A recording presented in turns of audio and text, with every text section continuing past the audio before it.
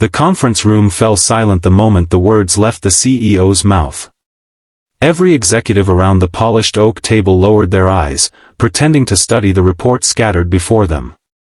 In the bright daylight streaming through the glass walls, one exhausted single father stood frozen, gripping a worn leather folder that contained years of dedication.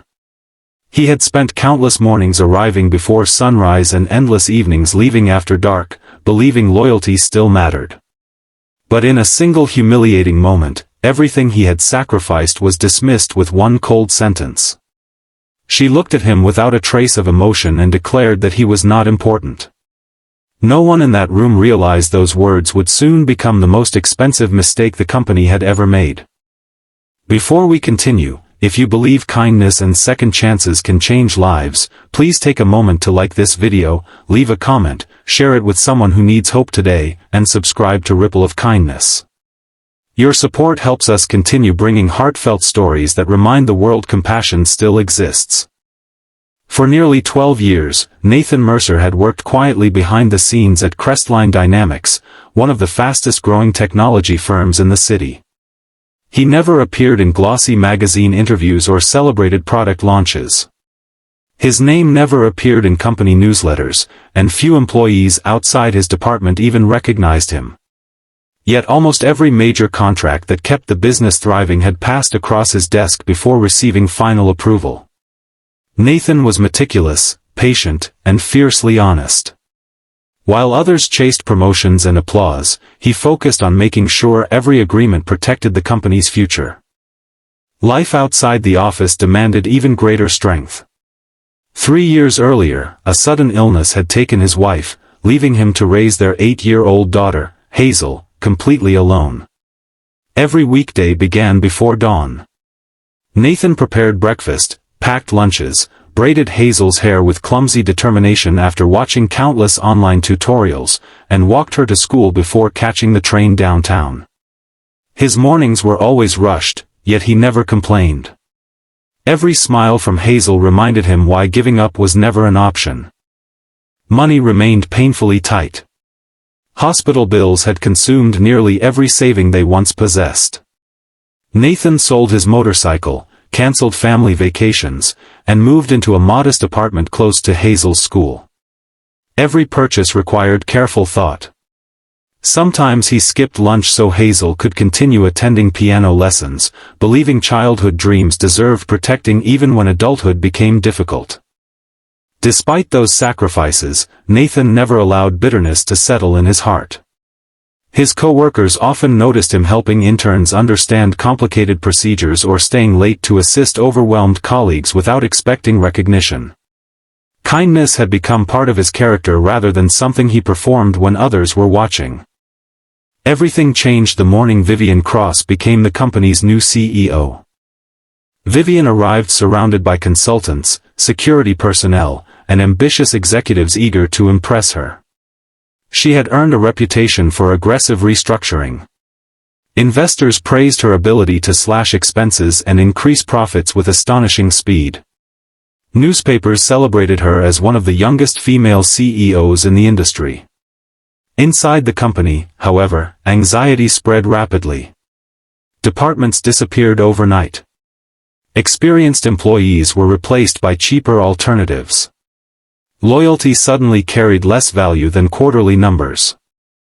Nathan rarely crossed paths with Vivian, but he immediately sensed the culture changing. Hallway conversations became cautious whispers. Managers began competing against one another instead of collaborating. Long-serving employees who had built the company's foundation quietly packed their belongings and disappeared without farewell celebrations. Meanwhile, Nathan's workload doubled after several legal specialists were laid off during cost-cutting measures. Instead of hiring replacements, executives simply divided the responsibilities among remaining staff. Nathan accepted the burden because refusing would place his team under even greater pressure. Night after night, he worked beneath glowing office lights while cleaning crews vacuumed empty corridors around him.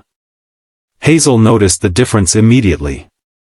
Although Nathan never admitted how exhausted he felt, she saw the growing shadows beneath his eyes. She started preparing her own school bag each evening so he could sleep a little longer. She quietly washed dishes before he returned home and even learned simple dinners from her grandmother to surprise him. Children often understand sacrifice better than adults imagine. One sunny Saturday afternoon, while they shared sandwiches in a neighborhood park, Hazel handed Nathan a folded drawing she'd made at school. The picture showed the two of them holding hands beneath a bright blue sky. Above their smiling faces she had written, "My dad is the strongest person I know because he never stops helping people." Nathan smiled, but tears quietly gathered in his eyes. He carefully folded the picture and placed it inside his wallet beside an old family photograph. Whenever work became overwhelming, he would glance at that drawing and remember exactly what mattered most. Weeks later, Crestline Dynamics prepared for the largest merger in its history. The agreement promised billions in future investments and would place the company among the industry's biggest competitors. Every executive celebrated the approaching announcement. Television interviews were scheduled. Shareholders anticipated record-breaking profits. Nathan, however, discovered something deeply troubling while reviewing the final legal documents. Buried within hundreds of pages was a clause that exposed Crestline Dynamics to devastating financial liability if certain overseas regulations changed. The wording appeared harmless at first glance, but Nathan recognized the hidden danger immediately. Signing the contract without correcting that section could eventually bankrupt the company. He spent 2 sleepless nights verifying every detail. He consulted archived regulations, reviewed previous international cases, and confirmed his concerns repeatedly. By sunrise on Monday morning, he possessed undeniable evidence. Knowing the urgency, Nathan requested an emergency meeting with senior leadership. The conference room filled quickly. Executives exchanged impatient glances, believing another routine legal briefing would delay their busy schedules. Vivian entered confidently, carrying herself with the certainty of someone accustomed to absolute authority. Investors were already expecting the merger announcement later that afternoon. Nathan calmly presented his findings. He explained the legal exposure, outlined potential consequences, and recommended delaying the signing until the clause could be rewritten. Every sentence was supported by documentation. Every concern rested upon verifiable facts rather than speculation. For several moments, silence filled the room. Then one consultant laughed softly. Another executive dismissed Nathan's concerns as unnecessary caution. Vivian barely looked at the evidence before closing the folder.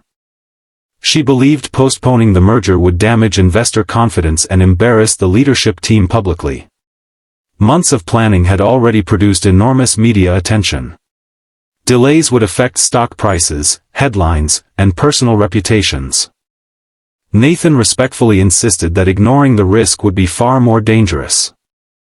Instead of appreciating his honesty, Vivian's patience disappeared.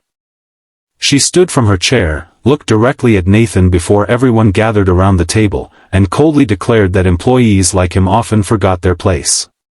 She reminded him that decisions belonged to leadership, not support staff. Then came the sentence that echoed through the silent conference room like a hammer striking glass.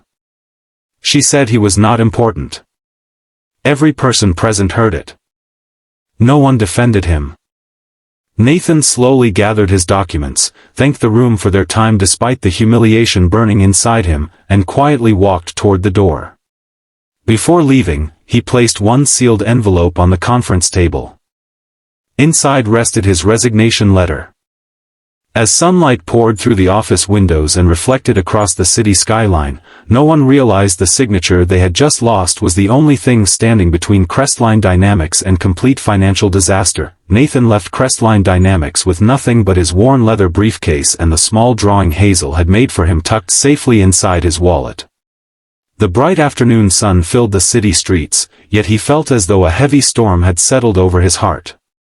12 years of loyalty had ended not with gratitude but with humiliation. Even so, he refused to let anger define him. As he walked toward Hazel's school to pick her up, he reminded himself that his daughter deserved a father who carried hope instead of bitterness. Hazel ran into his arms with her usual smile, immediately noticing something was different. Nathan forced a gentle smile and assured her everything would be all right. That evening they cooked spaghetti together, laughed over a sauce that accidentally spilled across the kitchen counter, and ended the night reading her favorite adventure book. Nathan silently wondered how he would pay next month's rent, but he made sure Hazel went to bed believing tomorrow would still be filled with possibilities. The following morning, Crestline Dynamics proudly announced its historic merger. Financial news channels celebrated the agreement.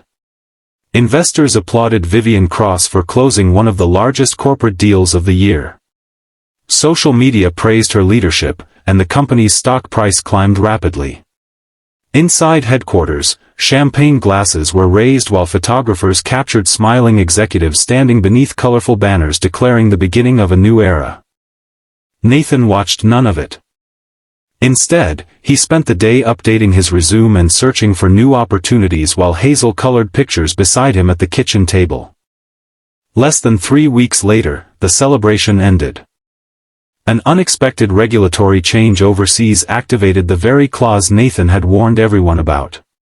International authorities demanded immediate compliance, triggering financial penalties that multiplied into hundreds of millions of dollars. Investors panicked. Banks froze lending agreements. Major partners suspended their contracts until the legal uncertainty could be resolved. Within 48 hours, Crestline Dynamics lost nearly half its market value. Emergency meetings replaced victory celebrations.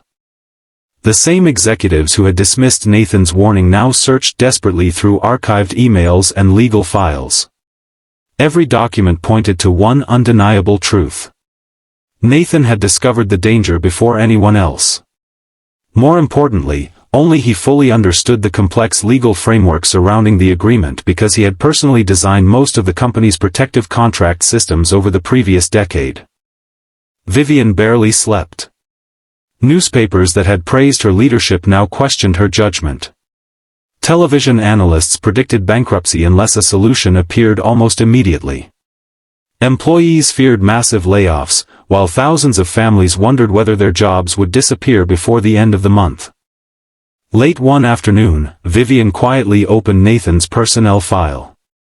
Instead of finding complaints or disciplinary reports, she discovered years of glowing evaluations describing him as exceptionally honest, dependable, and committed. She also found dozens of handwritten thank you notes from coworkers he had quietly helped over the years.